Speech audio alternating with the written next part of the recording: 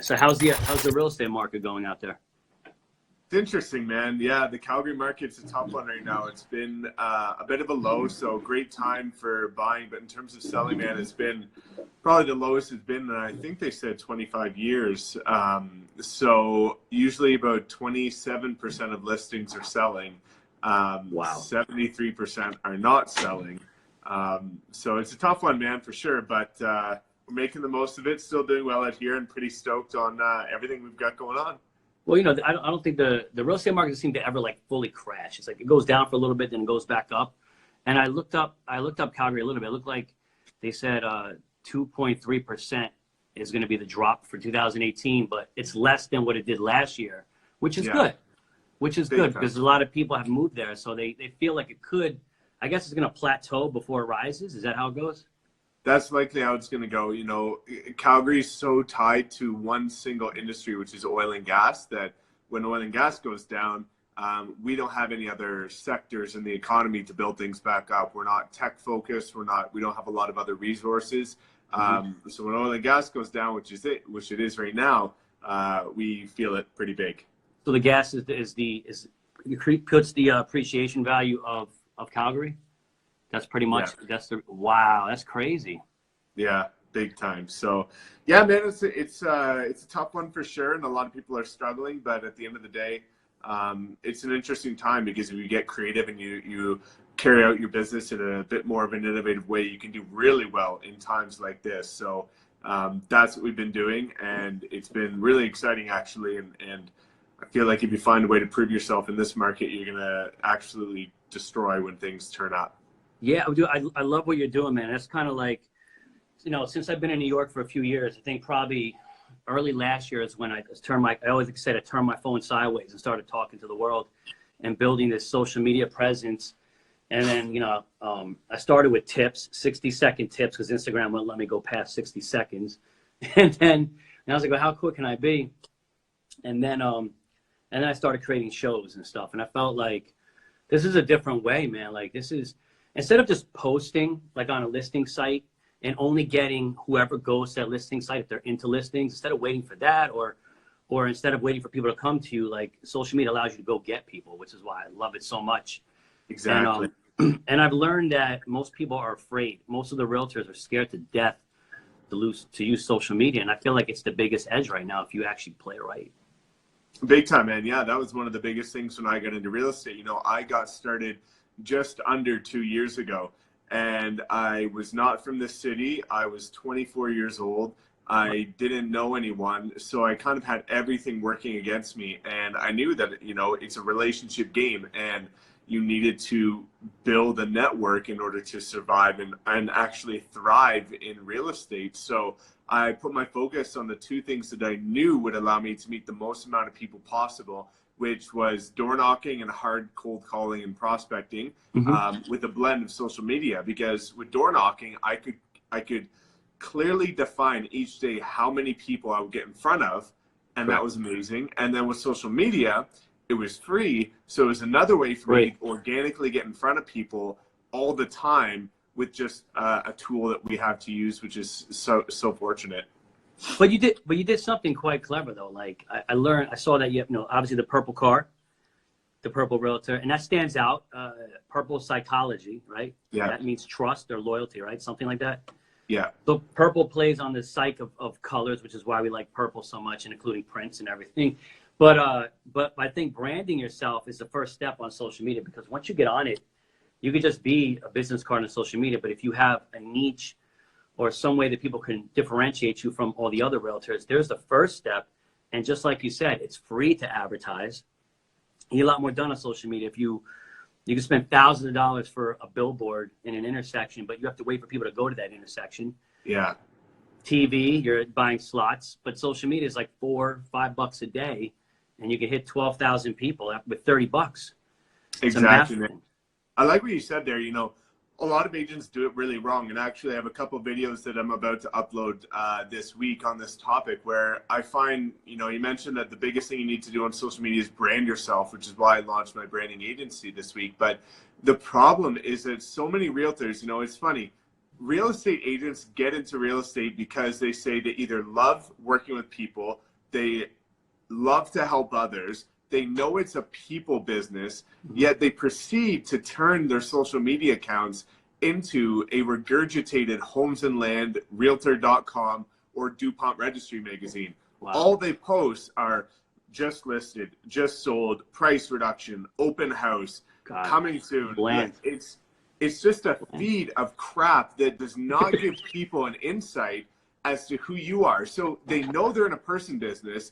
They say they love working with people, but they don't give people an understanding of who they are and why they love this business, which is why so many agents fail with social. Yeah, they brag, and it's boring. Like if you, like a listing site is boring because it's bland. Yeah. And then you're right. You're completely right. I have a couple friends. You know, I work in New York. I have a couple friends in New Jersey, and all they do is post just listed, in contract, just sold. And that's bragging rights, but there's no personal connection there. It doesn't mean nothing. And there's no proof that it's even your listing anyway to begin with. I feel like, you know, social media, it's like you said, it's not used at all. You can easily on Instagram, you know, put polls up and stuff, engage people. You can create lead captures on Facebook. You create lead captures on LinkedIn. Let's chat about Facebook ads. This is one of the videos I'll be putting out probably tomorrow or on the weekend. But this is a conversation I had on a podcast the other day where they said, you know, what are the biggest mistakes that real estate agents make on Facebook advertising? And the biggest mistake is that they create ads that they would like to see, not what the public would like to see. And let me put that into context. They run free home evaluation ads. Well, when the fuck in history have you had to pay for a home evaluation? Everyone in the world knows home evaluations are free. So you're not providing a single ounce of value to the public. You're just putting out something that you think is of value, not what they think is of value. Just listed. No one cares. It's good to post it just listed, but everyone who's actively searching sees it just listed. So what you should do in turn is run a coming soon ad 1 to 2 weeks before your listing goes live, because then you give people a 1 to 2 week opportunity to get information they don't otherwise have access to. They have an insight as to what's coming before the general public does. And they might be able to get an exclusive opportunity to see a property that's not yet on Zillow, Trulia, Realtor.com. Mm-hmm. That is value. Just sold. Why would you post a just sold? Instead of just sold ad, write an ad about why it's sold. Why don't you talk about what sort of creative marketing techniques you use to sell it quicker for a higher list price? Things like that, right? So it's, a lot of people don't think from the consumer's perspective. They're just thinking from their own perspective and what would they like to see. And all they're going to do there is attract other realtors or have people looking in at what they're doing. You know, you're trying to provide value to people. And a lot of agents, unfortunately, lose sight of that with marketing on social. You know, it's funny you say that. All you can do is attract other agents. I don't know how it is over there in Calgary, but, you know, here in New York, and I'll give you an example. If you go to an open house in Jersey, you're probably going to see 3 or 4 brokers in the house, and then maybe 20, 22 people that are just neighborhood people that want to go by. In New York, where it's more saturated and it's much more heavier impact over here, our open houses, I don't even like going to them, to be honest with you. And the reason is because it's me and 40 brokers. Like, what are we going to do with each other? And I feel like you're right about that. People are like missing the point. Like, no, just listed, in contract, signed, sold. That's all bullshit. Like, you're cheating the consumer. You have an opportunity, you know, with social media to tell a story. And it's like you said, you can easily, you know, get people prepped up before your open house a week before with a couple vlog posts. You can take people through the house a little bit during the tour. And then, and that's it in the last tip. I don't know if you saw the last real estate talk tip I did, but you can just update it. Like, if you're going to be listing and it's going 30 days, 60 days, why are you not updating it? Like, what's going on? Because there's so much noise that people forget. And what is the one thing everybody has on them? A phone. You can easily say, hey guys, you know, Purple Realtor here tuning in. This is what's going on with the house. People are like, whoa. Like, when people feel a part of something, they want to be around it more than anything. Big time, man. It's a big mess, man, out there. But the advantage I have here in New York, with the exception of Ryan Serrant, most people are not doing social media. Yeah. So it's early on and it's scary for some people, but I have utmost confidence. A couple of my leads have come from social media, and like next week I have a conference call with a guy from Australia. Like, it's And all I've been doing is just giving free advice, giving tips nonstop, and it's pulling people in, and it works. Definitely. Who's the guy from Australia? He doesn't have a solid name. It's like MB. Okay. He's a realtor in Australia. Cool. So he saw my tips, and then and he started talking about the Outback prices and everything. It was funny, but I was so interested. I'm like, wow, like I have a connection out there, like, Yeah. and I have a connection in Calgary. This is so cool. Yeah, man, it's amazing. What is now I did see that when you started off, how old are you right now? 26.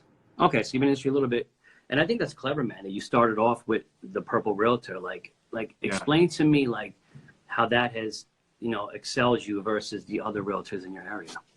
Definitely, I knew that I had to brand myself in one certain way, and I knew that I didn't have a name yet in this city that was large enough to stick, right? You've got names that own communities and things like that, and they're very quite popular. So I needed to find something that could catch on quite quickly.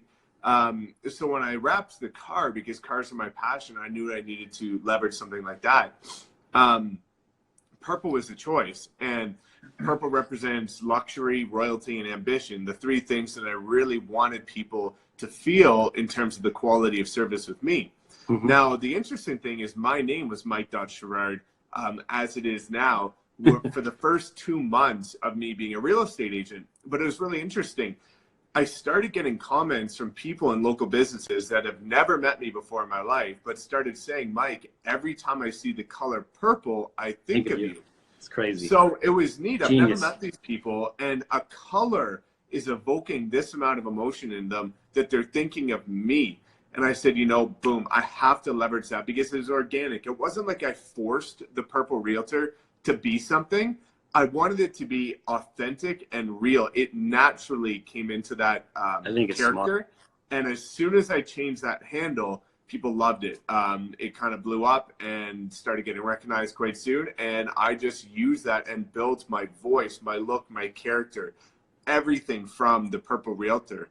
And it helped greatly. So I strongly advise people when looking at a brand, you have to do something that's organic and not try and force it. And it does work big time, man. I tell a lot of people, I go, you're something else before you're a realtor. Realtor was always secondary. Maybe you were an artist, maybe you were a painter, maybe you were a pie baker, a makeup artist, a chef, whatever you were. Like, why not use what you were before as the conversation topic into the realtor? Chef real estate, doctor real estate. Like, most people are like, oh, they say the same thing. They put their name, and they go agent, this, whatever. But like, you're right though. I've never heard a realtor in my life use a color to describe themselves, and I think it was so genius. And that's what got me, because Calgary's all the way there. I'm all the way over here, and I'm like, how would I find this guy out of nowhere? And it's because you just started coming up, and I'm like, wow. And the first thing that got me was the cars. Yeah. Because I used to be a senior editor for a car magazine called Rick's Magazine. It was an exotic car magazine, so I had to interview like all the celebrities and all the car shows. So I've always put the car things in my hashtag, and that probably is why I found you as well too, in addition. Big time, man. That is crazy over there. Now, as far as the Calgary market, what I wanted to ask you too, aside from social media, is I was looking at some of the real estate business over there. It takes 9 months to get a license in Canada. It can. So you have 9 months allotted to you to get your license, but that's, if you're taking 9 months to get your real estate license, something's up, because I did mine in 2.5 months, and I was working 13 hours a day as a mechanical engineer. How many hours is it? Oh man, I can't even tell you, but so if I was working maybe 2 hours in the evening and then 12 hours on the weekend, it took me 2.5 months. So it's really, really easy. You can do it online. You can listen to it. It's a complete joke. So you only need like 75 or 78 hours over here. Yeah. You need more than that, or is that all you need? I think that's easily all you need. Big time. Okay. Probably less. And our licenses are anywhere. You can find them on Groupon at cheaper schools, $300 to $450. What is it costing in Canada to have a license? To get your license, it's about $2,300. What? Yeah, and then Why? There's more fees after that. It's about, with all the fees and stuff, it's probably about $20,000 a year. What? Just to get your license? To get it, hold it, things like that. And how many hours is the total for the license? To get it, oh, probably 60 maybe. Okay, so around the same hours, but you're paying like 75% more than what we pay. Yeah. That is, why is that? And we get, you know, it's interesting, right? It's just a completely different world up here. We get a lot less commission too. So we have a few things working against us up here in the sense that we get, you know, you guys usually get what, 6%, 7%, you on average for. We negotiate between 4 and 6% on sales. Yeah, so ours rentals, ours is 3% and then negotiated down from that. Oh, wow. So it's like, you know, you got less commission. And then another tough thing up here that a lot of people from the States don't even understand is that it's actually illegal to target expireds and FSBOs in Canada. Really? So you have to find some unique ways to do things like that. You know, I see a guy just commented up here. He's got Quebec's here, so he knows the deal. Yeah, it's, you know, you need to do things differently. And that's why I'm trying to put out a lot more videos specific to Canadian agents, because you have people that are doing a lot of social down there in the States, but they're all talking about the States. We don't have escrow. We don't have FSBOs. We don't have expireds. We have different commission structures. There's a lot of different things that are changed up here. So I'm going to try and do something similar where I'm just providing the value to the agents up here in Canada. And Canada also, like over here, you know, we have to have an attorney, you know, do the titling for us. You guys do it themselves, right? Is a smooth transaction? So once, like, basically what happens is we pull the title ourselves, but in terms of transfer of title, we have a lawyer do that. Okay. Yeah. Okay. But they said the house is closed fast, so almost 30 days in Canada. Yeah, they can, you know, I had a house that I just sold a week ago. And it closes in the entire closing process is 2 weeks.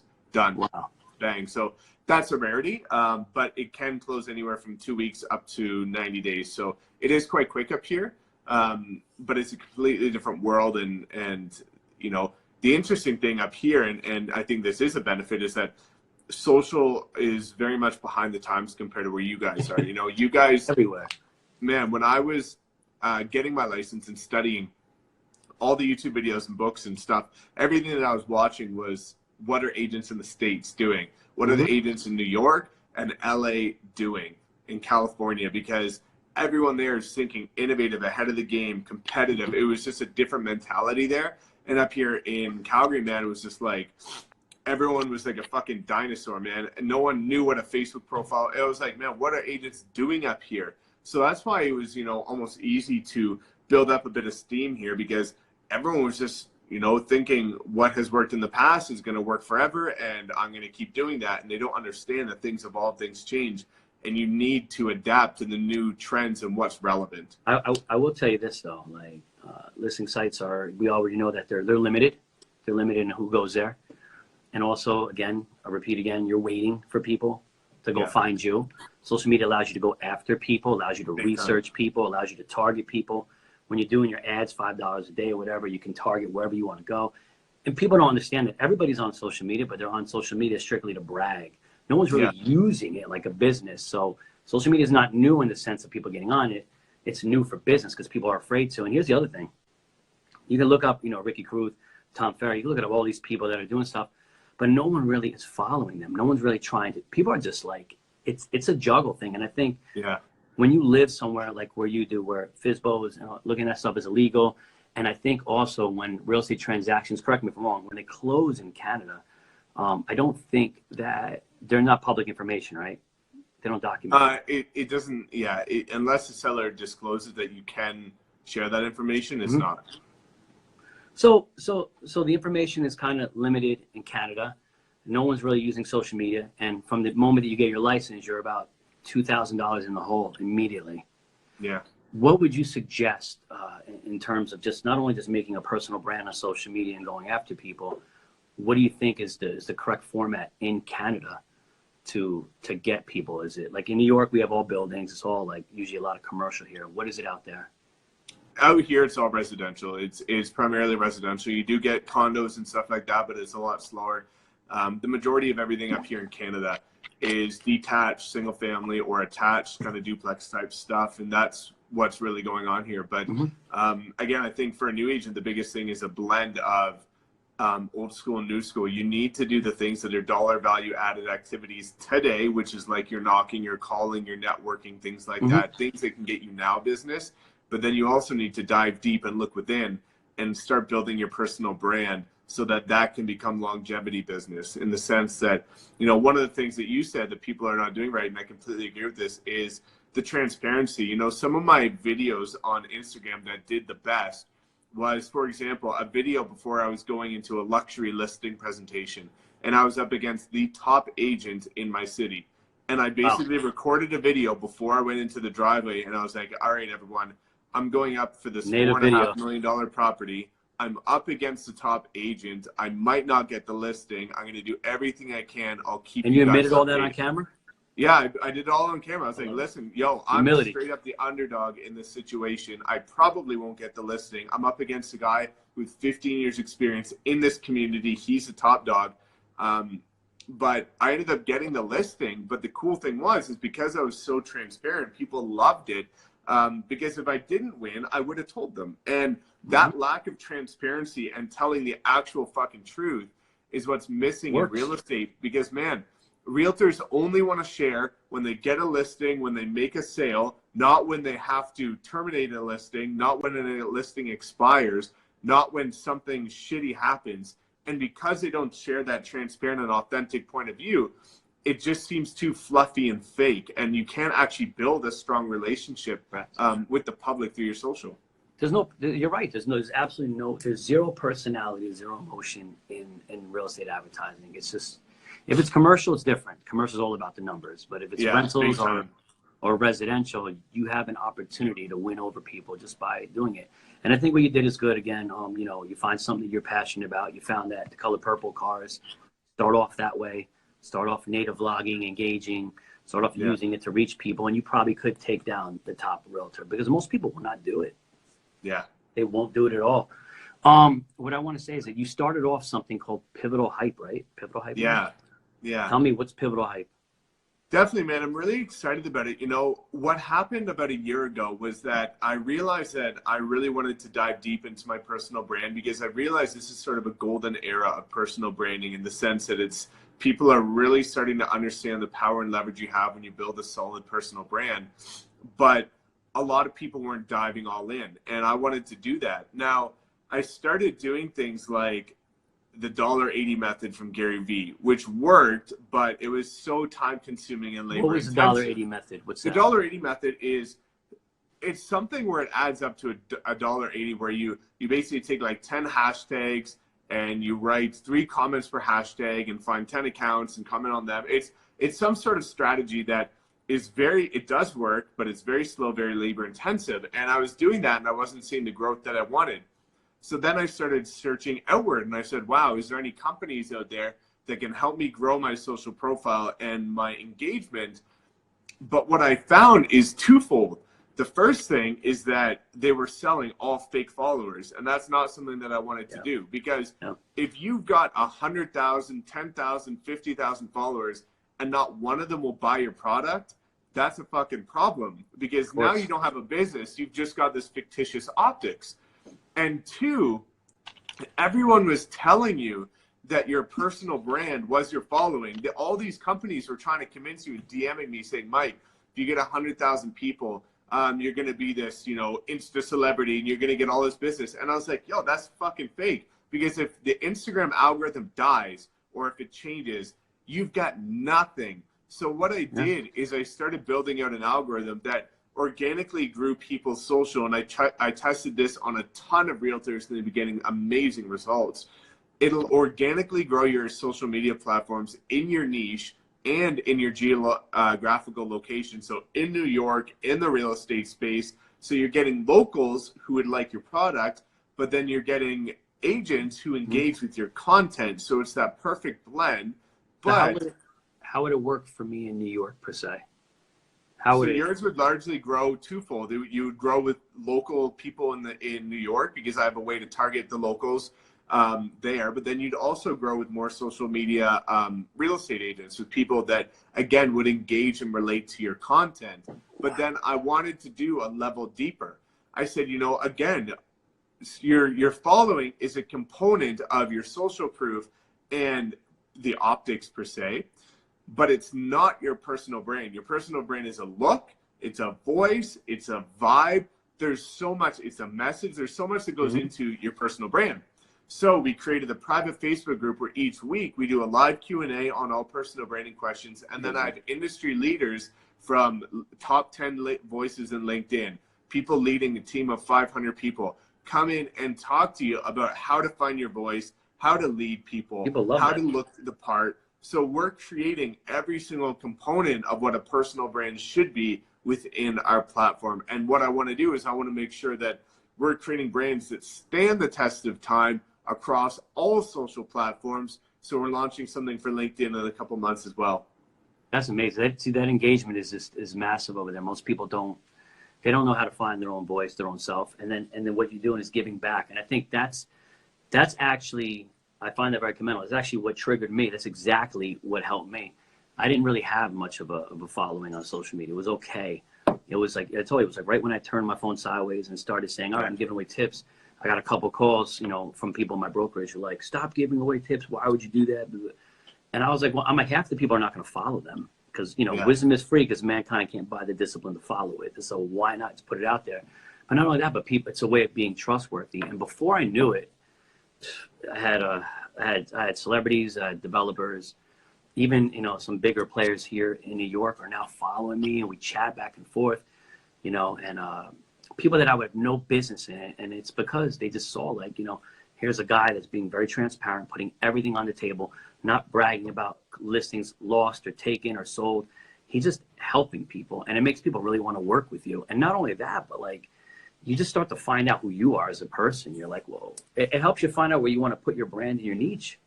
But I think the one thing that I haven't done yet that I need to do is what you're doing is on the Facebook thing, is create a weekly meeting possibly and just invite some of the bigger players. And I think that's kind of what I started doing with this Instagram live. But I think that's so clutch, man. Yeah. So clutch. Yeah, man, I'm really excited. There's a lot of agents that have signed up since launching 2 days ago. And the results we're seeing are amazing. So I'm really excited to help people, take it to the next level, really build their brand so that, in this golden era of Instagram and LinkedIn, you're really able to double down so that when the next wave comes of the newest platform, you're going to be ready. You're going to have a strong brand so you can transfer what you've built here to the next thing. I think it's so cool just to watch what everybody's doing, man. Yeah. I watch Caruth out in Missouri, giving away all these tips, telling people to use Red X. I watch Tom Ferry's not a real estate agent, but he's a mentor. I watch his motivation. I'm watching you do your marketing package and then your personal branding. I'm over here making TV shows in New York and shooting that. I actually made it's called MYM, Make Your Market. It's actually it's a branding course for agents, and what it basically is the first part of it is it's accountability. It's about being conscientious of who you are and not so agreeable in the world. It's about because if you don't possess the mentality to stay focused, and if you don't get the people and your culture around you correctly, they're in sync, that always will be the fall of everything. So it's about getting that addressed first, and then moving forward with your brand, then setting up your social media, and then utilizing things in social media like polls, comments, hashtags, all of that kind of stuff, just to find your brand. Because I just think like real estate, as I call it, is a dying grandfather. It's old. Everybody's afraid. No one's really being innovative. And it's like, this is the opportunity. Like it is hotels have Airbnb, taxis now have Uber, right? All the retail stores have Amazon and Alibaba, right? Real estate has nothing. It's struggling agents. It's unsure buyers and sellers. And it's greedy, powerful guys that control the listing sites. That's it. Nobody has really got innovative with it. And this is a perfect opportunity to be an agent, to do something like you and me. We give back marketing courses, tip videos. We do the social engagement, the branding. This is stuff that nobody's doing. This is why I stick out in New York. This is why you stick out in Calgary. And it can only get bigger from this point on. Yeah, man. Like you say, you need to be staying on the leading edge of what's relevant, because there's a lot of disruptors trying to come in and make an impact. You see things like eXp Realty coming in with their MLM type, strategies and, but I don't agree with that necessarily. But I do think the cloud-based avenue could be a thing of the future. And then you see iBuyers coming into it, and now iBuyers are getting funds for $400 million, which is again a disruptor that's trying to come into it.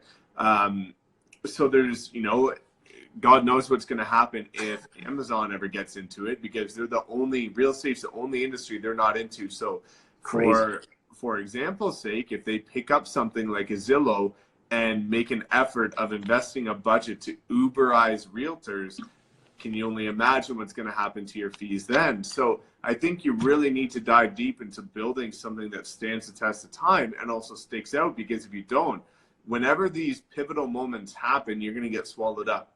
Yeah, I also think that if you need to be urgent right now about making yourself on social media. You need to be a big brand. You need to make a name out there, because when these pivotal people do come in here with more money than you, and if they do develop, you know, like the Alexa of real estate or the Uber of real estate, and they start, or whatever, at that point, if you're not known by then, you will be swallowed up. You won't stick out. And not only that, but, you know, in order also to be a part of those things, you got to be in it. Like, no one knows what's coming up next until the people are in the field. So a lot of people are just they're scared of it all at that point. I got the Alexa the other day, and I put myself on Alexa, but it's just unknown here in New York. No one's really using it. So what I can do now is I'll put Alexa, like if I go to an open house or something, I'll put it in there and I'll have Alexa describe the entire house for me. Crazy. So go in there, they'll like Alexa, open 442. And I'm like, 442 is 5 bedrooms, 2,000 square feet. And people are just like, it's just like so much extra effort, and it works.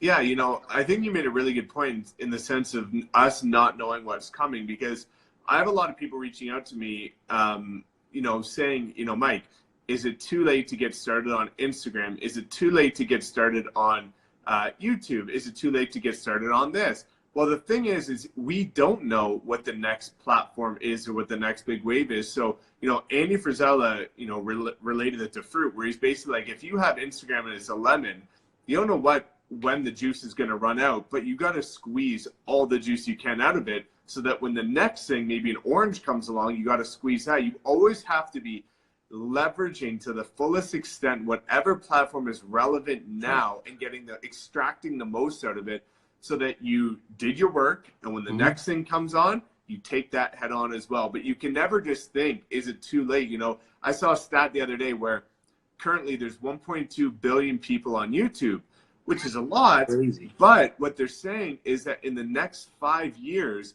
there's 3 to 5 new billion people that are going to be active on YouTube. So that's 3 to 5 billion people who are not on YouTube today that in the next 5 years that will be reachable. Because how many of them so are actually... now think about if you start today and dive deep in terms of creating value and finding your brand and finding your message. Over the next 5 years, you've got a massive opportunity. So social's not going anywhere. It's only going to evolve. Well, I think if you're going to jump into YouTube or anything like that and be a creator or be a performing artist, a musician, yeah, you should start now. But the difference between that and the real estate market is the fact that those markets are saturated right now. Yeah. Nobody has saturated real estate, not one Big person. time. They get these basic little videos. They do the little drone shot, and they go, "Hey guys, standing outside out here of a house," and it's so basic. Or they just do, like you said, the sold and whatever. This is the perfect time to jump into using social media. And not only that, but I want to go further. Geotagging. Do you geotag? Yeah. Yeah. Like if you want to have buyers in London, geotag all your damn posts in London. Just geotag it. It attracts people, and if people start talking, like I tell you, you really don't need the listing sites anymore. You don't really need them. Like you have more power if you harness social media. And the other thing too is that just like MySpace went out, you don't know when they're going to pull the plug on Instagram. Yeah. Vine went out. Vine is coming back now with, I think it's called Byte. Yeah, I think Byte's the next thing coming out. And they're taking on creators right now. So that's a good way of jumping on that as well. Like, I don't know if it's 10-second blurbs or whatever, but like, why would you not, why would you not go after all that, Exactly. Yeah, man, it's an exciting time. And, even Andy Frisella put out an episode yesterday on his podcast, the MF CEO Project, where he's talking about how, quote unquote, for lack of a better term, influencers are going to drastically change over the next few years, where, before people could do a creative post or post something somewhat scandalous, and suddenly they're getting 100,000 views and growing by 100,000 people. Like, that's done. Like, people are over that. It was a buzz time back in, 2014, 2015. But now the ones that are actually surviving are providing value on such a deeper level. Even the companies are becoming smarter, where they're no longer hiring these influencers with millions of people. They're hiring the micro influencers that have a much more targeted engagement. Correct. Who've got 50,000 people, Correct. But the engagement's insane. So again, the people that are winning right now are the ones that have a very niche, deep level of communication with their audience, and the relevance on that is astronomical. What apps are you using on your phone to make your videos? Right now, I use InShot a lot, just for sort of creating the look and things like that. Otherwise, I do everything on my laptop on Final Cut. Mm-hmm. Get yourself, if you can, you have an iPhone and everything? Of course. Of course. Get the Rush. Get Adobe Rush. Okay. Get Adobe Rush. You can put it on the desktop, on the laptop, and load it up with your music and everything. It's much easier to edit most things on that, but you can set it up. And what I do is, most of my stuff is just ready to go. Like, I took about maybe like half a Saturday, and I'm just like video. I uploaded. I do about 4 or 5 videos, and I have them stalled. And then I took another couple hours, and I made these title bar templates. Yeah. And I keep them. And I use Adobe Rush. I use Adobe Spark. And then what ends up happening is, like, whenever I got to change something, I just got to touch it with my thumb, and I rechange it. And they're like, "How the hell did you do it so fast?" I mean, and you can get started if you don't have enough money to market. You don't have a marketing team, Exactly. Yeah, man. It's all about effectiveness and efficiency. A lot of people are overcomplicating things, and a lot of people are even saying they struggle with the analysis paralysis of creating too much content. Where at the end of the day, it's much better to create 10 videos that are of this quality than 2 videos that are HD and you took 20 weeks to fucking produce, right? It's way better to just put the content out there, because over time you can enhance it, you can get help and things like that, but it's just a matter of getting started now and curating that audience over time. And I totally agree with that. I think if you just take something you're passionate about, you put that into your social media profile as you're going, if you're the Purple Realtor or the Chef of New York Realtor, whatever it is, and then you start making your posts consistently using the free apps that are on the phone, start geotagging, and start using this. I use the search bar a lot. Like, if I have a client or something, or if I want to go pitch at a building and I don't know who the hell they are, I'll go up there and I'll just research the hell out of everything. Like, you are so powerful with social media. And the best part is not only do you find your voice, but actually it scares the crap out of everybody else, because once you start becoming a voice, it kind of like, it's like your FU card. People have to start respecting you, because now this guy's got a following, this girl's got a following, holy crap. And you're learning it. And like you said, you'll know when the next big thing is coming along. You'll be right on that.